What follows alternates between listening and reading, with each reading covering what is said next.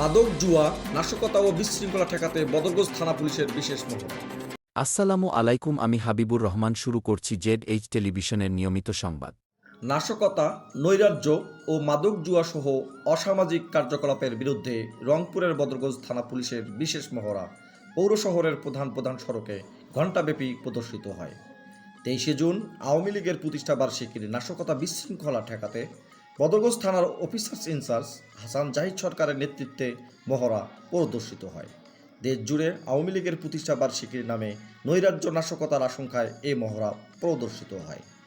মহড়ায় officers in charge তদন্ত নুরুল আমিন সহ সকল পুলিশ সদস্য অংশগ্রহণ করেন। বদরগঞ্জ থানাকে মাদক ও জুয়া মুক্ত করার অঙ্গীকার ঘোষণা করেন officers incharge Hasan Zahid Sarkar. Staff reporter Manjurul আলমের তথ্যচিত্রে Farhad Ahmed, news desk, ZH television.